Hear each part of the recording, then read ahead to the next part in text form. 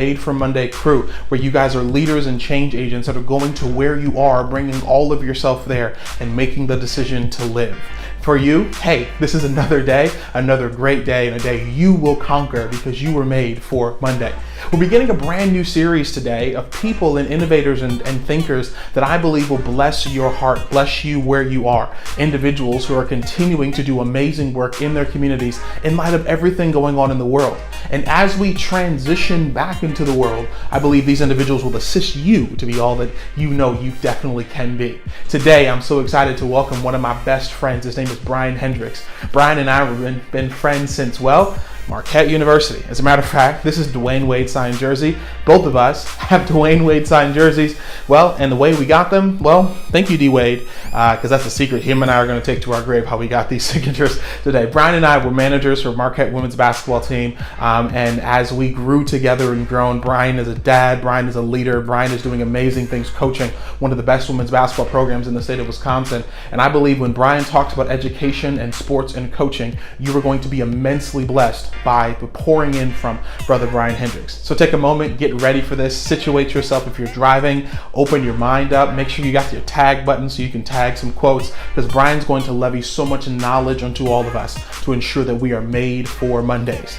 Now, this was a pre-recorded conversation on Zoom, so you know what that means. The audio quality isn't perfect, but it's perfect for you. Let's jump into this. Brian, take it away. We are made for this. Now tell us why. Well, hey everyone, it's Justin here. Welcome to Made for Mondays. I'm so happy to have all you guys with us this morning. Please be sure that as you guys jump into this podcast that you like, you share, you post it, you put it online, whatever it is, especially if it's blessing you to take away as we get to even our points of purpose and affirmation at the end as well. Today, I'm starting a new series with some amazing people from across this country that I just think are really doing amazing work in the fields they're in, but also as we transition from this season of Corona. I called it COVID and Cops, just like everything that's been going on from our world, our thinking, our homes and quarantines. I thought the best ways to do it was to help all of us navigate the spaces you're working in. I believe, once again, you guys hear me say this all the time, this is not the season of following, it's a season of leading. And for some of you who are leaders, this is great for you. For those of you who are followers, this will then hopefully cultivate the skill sets that when you do get positioned in leadership positions, you've gone in there, you're running into it and not hoping and hopping and skipping when you get into it. So today I have one of my best friends and just someone that we've grown. It was amazing when we first met until we graduated from school 6 years later with multiple degrees. And just, we've done a lot of things. We've laughed, we've cried together. We've been in high moments and low moments and just amazing things. And it's amazing how friendship went all the way from 2006 and now we're sitting in 2020. 2020 seems like it's not a year that never ends, but sitting in 2020, and just an amazing man, an awesome person, and just he'll be able to tell you more about him. But you guys help me welcome to Made for Mondays today, Brian Hendricks. Brian Hendricks. Thank you, Justin. What's up, man? Yeah, man. Totally. It's crazy to think about. We've known each other since 2006 when we were like little freshmen in college trying to make it as radio hosts.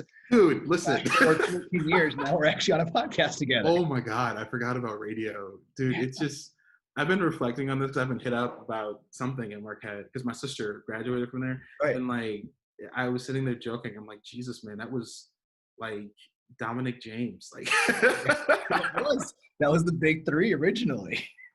And like they said, and the thing that made me feel so old was when they said how many years Wesley Matthews been out of school.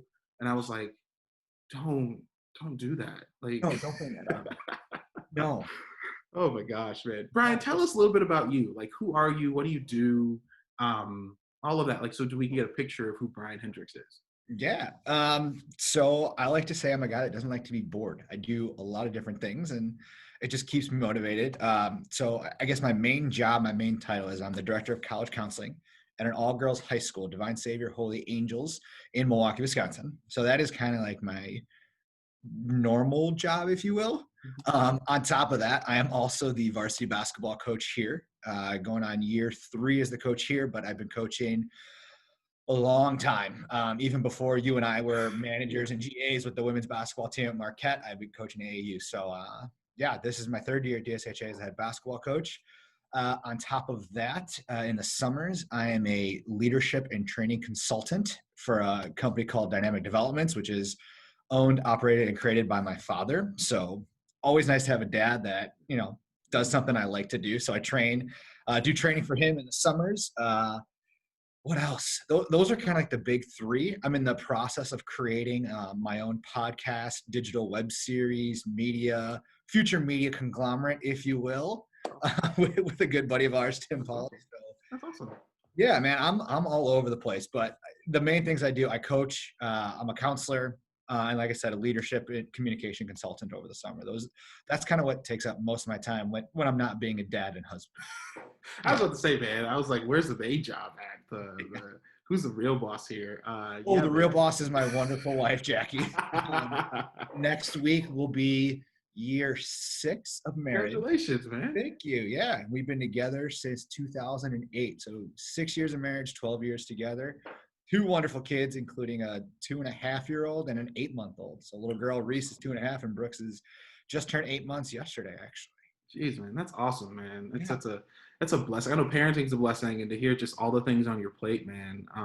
So with all the things on your plate, and you mentioned leadership consulting, you mentioned college counseling, you mentioned varsity basketball. And I want to get to emotions with that in a second, but just like professionally, how have you navigated this time from like March to now in terms of just keeping who you are and knowing eventually you'd have to do it again, but like not just adapting in COVID, but how have you professionally navigated this time of COVID?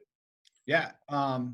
So from a professional standpoint, it's just literally trying to take it one day at a time and finding out what's next. So, a great example is, in the college counseling world, so much of what I do and what the students do is meeting face-to-face with either myself or with other admissions counselors, trying to represent the universities. So we're doing a lot of, we can't meet face-to-face, with admissions counselors. So how can we meet? So a lot of it has been, virtual meetings. What does that look like? How do we put on a virtual college fair? I'm doing a lot of research on, instead of trying to reinvent the wheel, who's doing it well right now and how can I steal from them? That's my philosophy on coaching too. I'm not smart enough to create something new. Okay. I'm going to steal from people that do it better than me and then perfect it for what my students need. So we're doing a lot of that. We're really using Zoom and Microsoft Teams a lot to meet one-on-one with students. Part of the way I really have done counseling in the past is just really large group counseling. So you always have your one-on-one meetings, but especially in a high school setting, I get most of my contact with the girls when 10, 15, 20 of them just show up in my office in passing period. Wow. Or if I'm just walking down the hallways, Mr. Hendricks got a question, Mr. Hendricks got a question, you're just addressing it as you go. Wow. Well, we can't do that now. So it is, how else can I reach all these students? Social media has been a big trend that I've, gotten into recently, Facebook and Instagram, trying to just get, big messages out to girls. The biggest one is TikTok. So I know you love that. I actually have a TikTok account for the DSHA College Center. And our very first video has over 100,000 views. Wow. I know, which is cool. Now the rest of them, when I'm actually trying to teach the girls something, drops steadily. But, so far this year, I've had girls say, hey, how do I do this? Oh, wait, that was on a TikTok. And so I'm reaching girls I would never have reached before, even just past fasting periods, just by kind of switching the way I'm thinking and seeing what other people are doing and doing it that way. Wow. That's been the biggest piece, I think, professionally. And you could say the same thing with coaching, virtual webinars. The Wisconsin Basketball Coaches Clinic is coming up next week, I believe it is. And I have my whole calendar already set for which coaches I want to hear, Wow. And when it comes to like the leadership consulting, one of the biggest things is for years, the consulting world has been based on interactions, in-person teaching. Yeah. So as soon as COVID hit, I was talking to my dad about what he was doing. He's like, I don't know. All my classes are being canceled. I don't know what to do. And I said, well, let's make it virtual. Let's take your presentation, the best of it, and combine it with what works virtually. So we actually took his 2 main classes and digitalized them or made them virtual this year. And the company we did it for loves it so much. Like, you know what? This might be how we want to do it forever now. Instead of spending this money to fly me to Maine or to fly me out to LA every year, hey, you can reach a larger number of people by doing it virtually. And we just reworked it. So we're still getting the interpersonal connection. It's just a different interpersonal connection. Wow. So that's the biggest thing I would say is it's not the same, but you got to figure out how to still make it work. Yeah, that's real, man. I guess with that too, and I didn't put this on the original list, but I'm curious because of the spaces you're navigating in, emotionally. So that's professional here navigating it, but I'm thinking about high school girls that prayerfully won't get robbed of their basketball season. Mhm. And you guys had a lot of success, man, the last couple of years, Yeah. man. Well, Yeah. speaking of being around, so we were last March, right before Wisconsin canceled all the state tournaments for high school. Yeah. We were actually in Green Bay the night before playing in the state semifinal. Wow. So we were ready to play. We were literally in the hotel, and we had to wake the girls up and tell them that we're not playing in Wow. the semifinal. Season's over.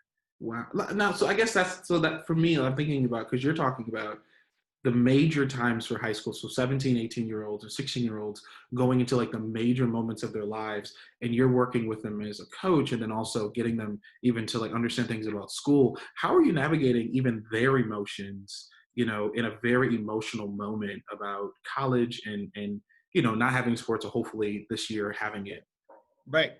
A lot of it, and it just starts with validating that it's okay to be angry, to be upset.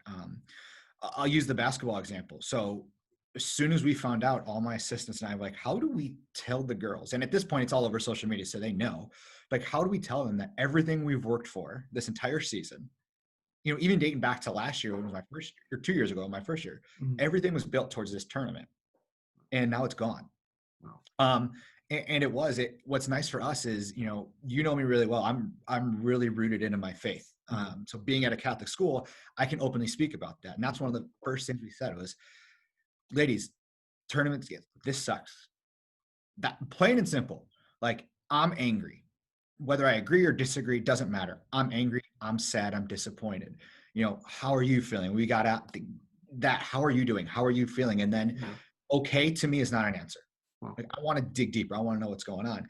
And then we came with the idea that we don't understand why the tournament got canceled. We don't understand why COVID is happening. We don't understand, the race issues that are happening. Yeah. Some people don't understand that. But if you're a Christian, your belief is it's not what I want or what I understand. Yeah. It's what God wants or what God's will is. Yeah. And with that being said, my biggest message to girls, whether it's coaching or whether it's, navigating the fact that they can't go visit colleges and that everything is so unsure, is that you have every right to be angry and upset and sad with God's plan. Yeah. You do. That's human nature. Yeah.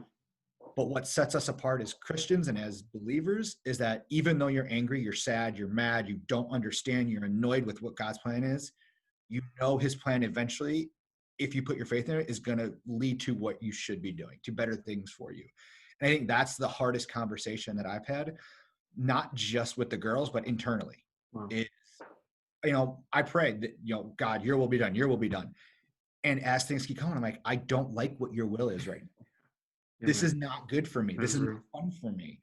But you just have to keep that focus that eventually putting your faith in him is going to bring about the right thing. Yeah. So that's how our conversations have gone, is a lot of validation and a lot of how does your faith support you in this, even when you don't understand it. Yeah. I mean, that's so much wisdom. And I hope you guys are hearing this. That's so much wisdom that, like you mentioned, okay is not an answer in validating your feelings, right? Like we had a conversation with a therapist way back in March, and they said the first thing everybody has to do is grieve. And the issue that we're not doing is grieving that we've lost an entire situation. And until we grieve it, and validate, like you said, these emotions, that we'll never be able to really own this season. And then we'll try to use it as a productivity contest and not just sit in the season. Like, I'm grieving. I lost my March, my April, my May, my June, July. Like we were planning to go to Napa for our anniversary. And so like Auntie Rona showed up. You know what I mean? It's just like, it took away everything. Well, and I think from a leadership perspective, something that hit me hard over the summer was that piece of internalizing it. Like, I had to be so happy and so positive and so good for all the seniors and the rising seniors this summer, or for all the basketball players, or for all the people, I'm teaching over the summer. And you have to fake it almost. And I never took that time to say, wow, this sucks. And, it got to this summer, there were times where I was just miserable because I wasn't able to confront it or face it, or I got away from my meditation because I didn't have time because I was too busy helping. So that self-care piece, I think, on top of it, which has within the last month, for me personally, I've gotten back into it, Yeah. changes everything. Because when I'm healthy and I'm good and I'm in a good mindset, I'm no longer just faking it to everybody else. I'm actually living it, and they Yeah. can see the difference. Wow.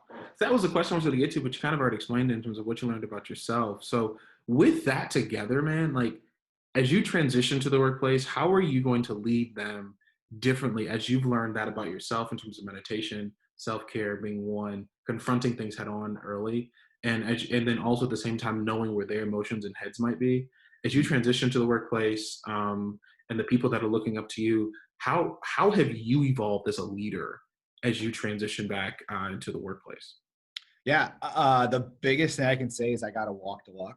Wow. Um, I I've been on a very like spiritual wellness journey, I would say, over the last just over a year now. Hmm. Um, and it's been listening to podcasts, reading articles, just everything health, spiritual wellness, just trying to get better. Hmm. And a lot of it was when I first started, it was easy.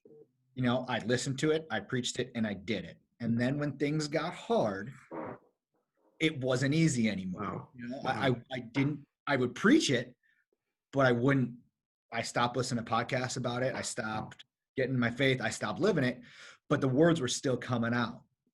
And there's a difference between me just saying it and me practicing it. And Wow. other people can see that. So I think that's the biggest piece for me, you know, getting back into the school year, you know, where just a month in now with having girls in the building, you know, hybrid model. Hmm. Basketball open gyms just started last week. Um, and for me, without having like true proof of me, you know, eating healthy or, you know, getting into my devotional or meditating every day, there's a difference between when I just speak it and tell the girls, hey, this is what you should do because it's helped me, versus I can actually show you this. And it just comes with a whole new level of energy when you practice it yourself. Man, you're showing us what made people hate Jesus. He didn't just talk about it; he lived it. He did just Yeah. talk about healing the sick. He touched them, right? Mhm. And it's an amazing, amazing thing. What suggestion, man, then would you give? And we have a couple of like in our church, we have some high school athletes. I think I just organically attracted them. But like as you talk to high school students, as you talk to people even in school, right? So freshmen, sophomores in college, you have a number of college students. What suggestions would you give to people who are not in the leadership positions that we might be in, but are in those second, third, fourth seats? They're learning more, and while right now, and you know this too, there's podcast after podcast, movie after movie, lead, be in the first seat. What suggestions would you give to these high school kids and students and future leaders, but and followers right now about transitioning well, list like you talk like as you're talking about how you're showing up, bringing your full self? What would you tell them to do in this season as they cultivate being good followers to eventually be good leaders? Because the reason, and this last thing I'll say, the reason we're in the seats we're in right now is we sat under some decent leaders, but we followed them. Yes. And we didn't Yes. try to be the head coach. We Correct. followed them and they became leaders. Yeah, absolutely. The best thing I can give anybody who isn't like in that true leadership position, well, it's gonna be twofold. It is one, most importantly, is that even if you don't have the title, you're still a leader. Wow. That is a huge piece of just humanity in Wow. general, I think, is that, you know, I'm blessed to say I'm a director at work. I'm a leadership consultant. I'm a head coach. I have leadership. I mean, you can even look in personal life. I'm a father. I'm a husband. You Mm-hmm. know, when you have mother, husband, wife, father in your title, that's innately a leadership role. Yeah. Um, just because I have that doesn't mean I'm the only one who's supposed to lead. I look at my basketball team and you have captains who are leadership in name and in action. But I expect every single one of my players, whether you start or whether you're 14th and you're leading the bench mob, you need to lead by example. So I think that's the first piece is you got to change your mindset where just because I don't have the title doesn't mean I'm not a leader. Wow. You can still be a leader without the title.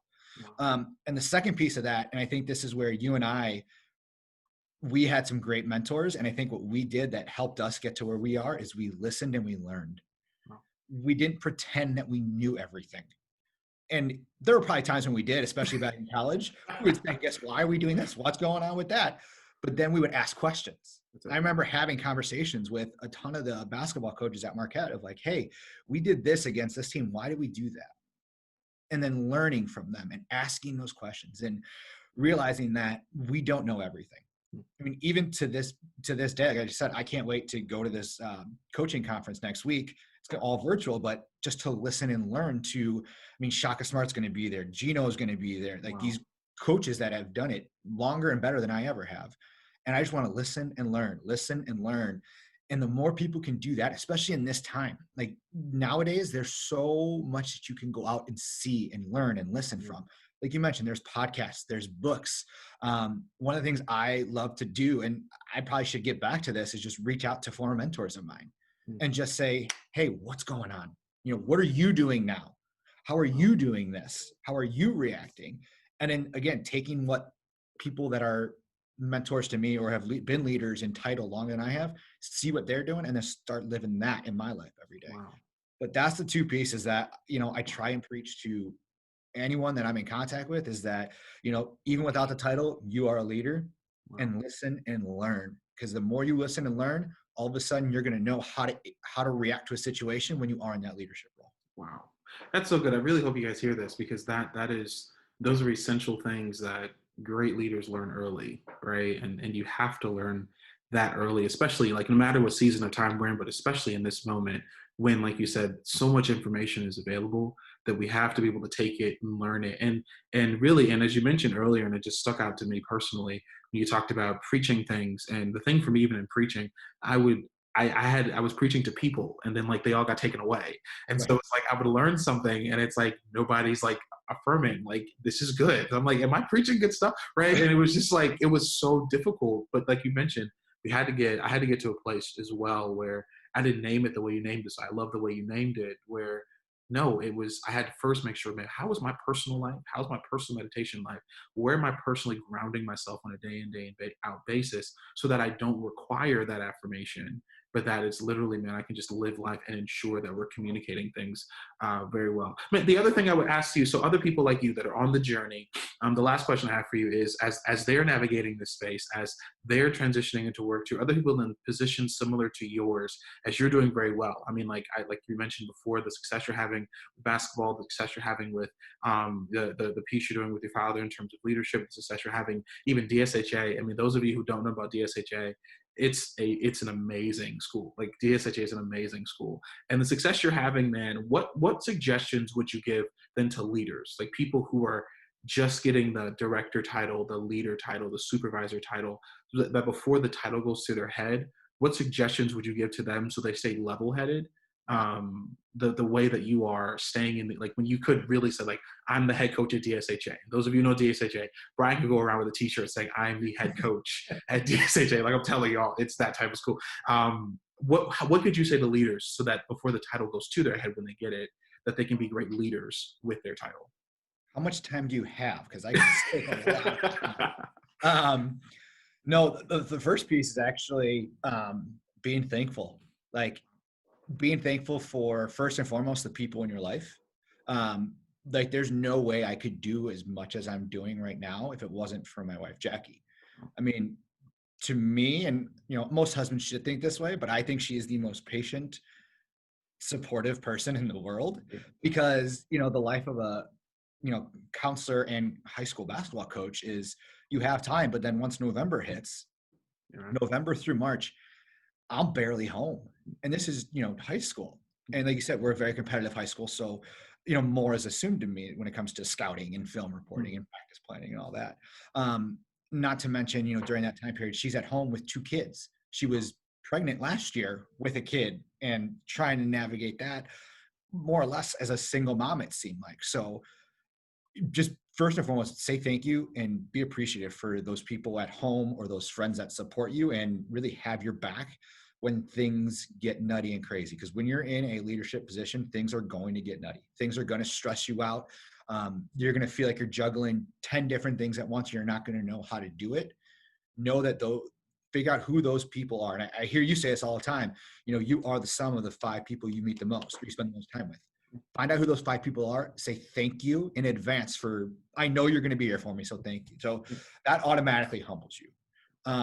The second piece of it is the same advice I'd give someone who's not in that leadership yet, is listen and learn. Listen and learn. Just because you have that title again, doesn't mean you know everything. You have to be able and willing to learn from everybody. And that is people who've done it longer than you. That is maybe you learn something from one of your players.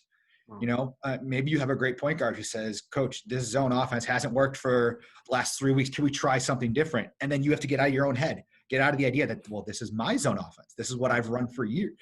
Maybe it's not working anymore. So don't be afraid to take, it's not even criticism, but feedback from people who maybe aren't in that leadership role right now, but maybe one day will be.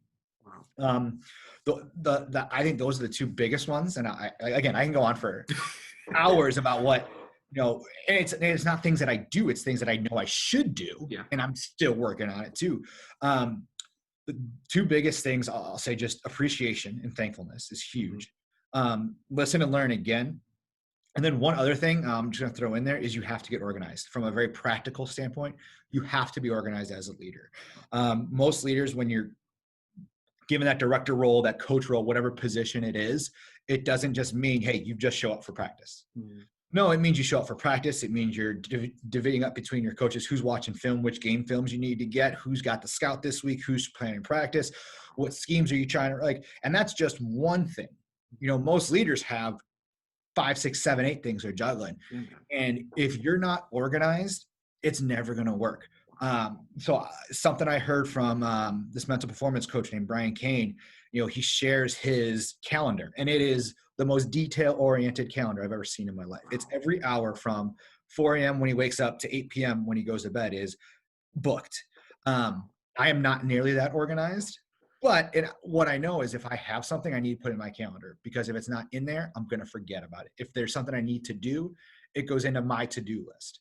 So whatever way as a leader you can, your own organizational style, get organized. And if you don't have an organizational style, do something. If it doesn't work, try something else. If it doesn't work, try something else. Because until you're fully organized, you're not going to be able to give your best to every single thing that you need to do.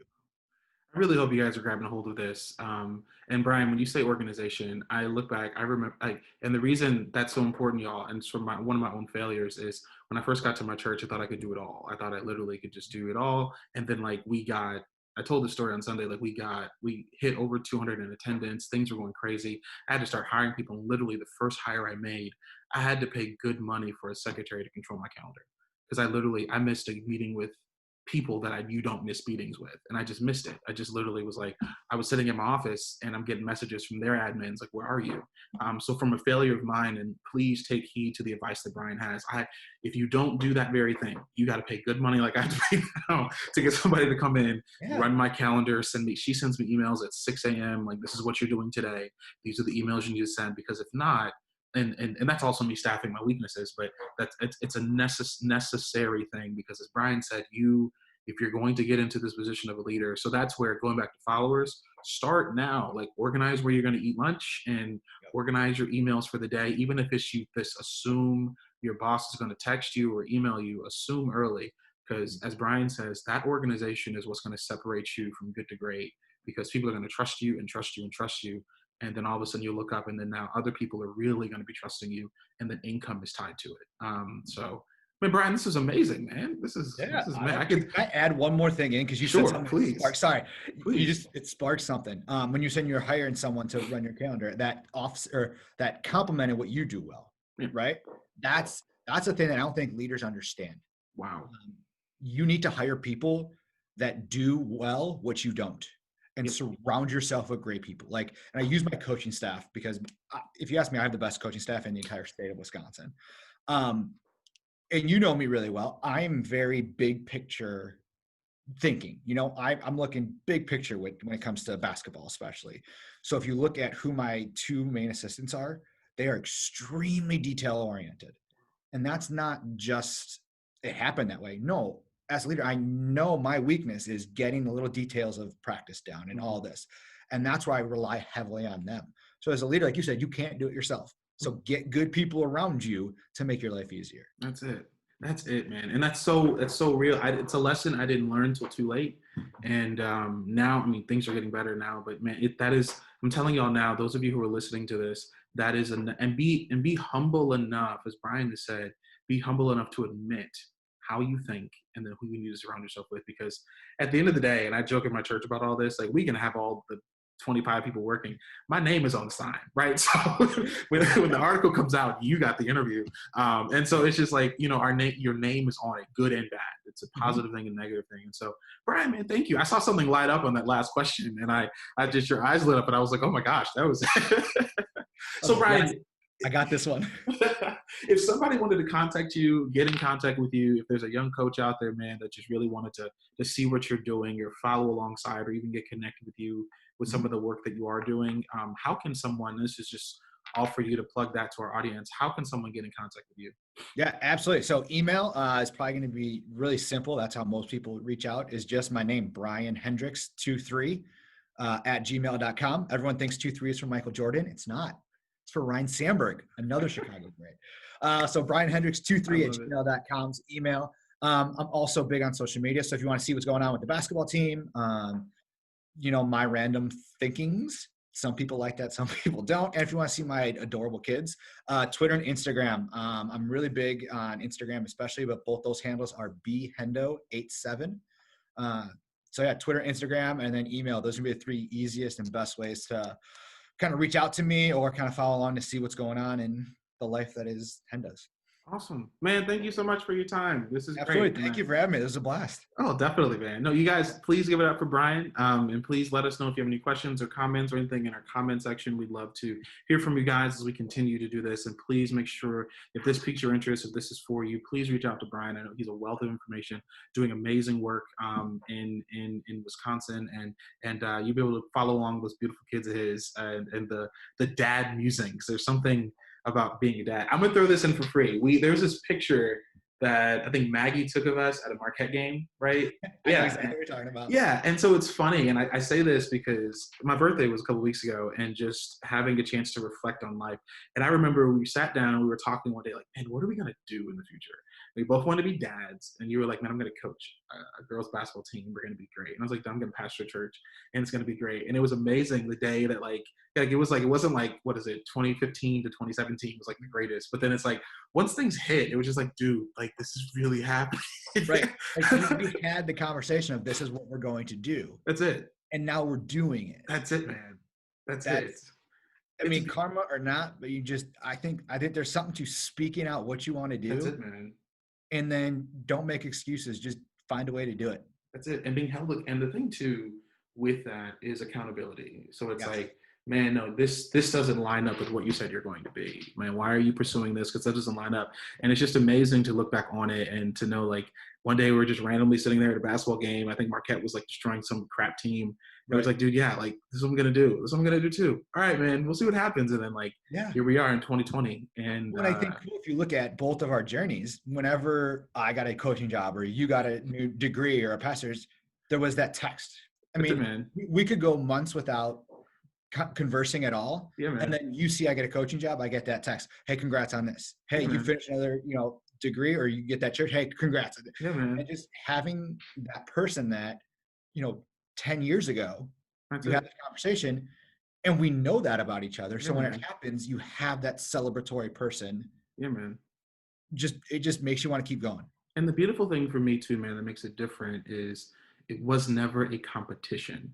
And I think that's the thing about healthy relationships. It was never, okay, no, Brian bought a house, I got to do it next week. Or Brian had a kid, I got to get working. Or like, oh man, Brian did this, I got to do this. It was always like, I'm going to celebrate those who celebrate. I'm going to mourn with those who mourn. Because I know, like, if we would have lost someone that was close to us or lost something too, it'd been right there too. And that's the beautiful thing about healthy relationships, where it's just, no, man, we're both celebrating. And I'm celebrating the fact that it's like, Brian won't tell y'all, but DSHA is a freaking amazing school. Like, he won't say it, and that he's the head coach. Like, the girl who's the rookie of the year, yeah, Brian didn't coach her. But doggone it, like, that's the person he could use as recruiting, right? Or whatever it is for what he's, like, DSHA is an amazing school. And like, that was a school we played at Brooks. We were in y'all's in Wisconsin Metro and in Brookfield Central. And so I remember, like, whenever our girls would play DSHA, that was a huge game at Brookfield Central. And the same thing playing Marquette men. So Brian said, and that's the thing, you're at an amazing school. So I'll toot your horn for you. Thank you. It's just an amazing school. Brian won't say it, but that's humility and leadership. But that's a freaking amazing school. So anyway, Brian, thank you, Made for Monday crew. Thank you guys so much for you guys having a amazing Monday. Remember, make the decision to live, choose to live, because you were made for this. Mondays don't own you. You own Mondays. Now go have an amazing day. I'm going to end the recording. Well, thank you so much for joining us today for Made for Mondays. I pray today blessed you to be all that God has called you to be, all that you know you can be. I mentioned this a couple of weeks ago, and I want to mention all. The month of November, I want to dedicate to you, the listener. If there are questions that you have about leadership, about life, about favor, here's all you have to do. Go to www.jrlester.com and click on Made for Mondays. And on Made for Mondays is a contact form, and simply question for me. What you're able to do is let me know, hey Justin, this is what I'm curious about. This is what I want to know. This is what I want to learn. And my responsibility is to ensure that you are the best leader you possibly can be. So go ahead, go to jrlester.com, click that link, let your boy know, I'll holler back at you. Now let's say our affirmation and go on about our week. Repeat after me if you will. Say, I am me. I can be me. No one will stop me from being me. You were made for this. Now go win your Mondays.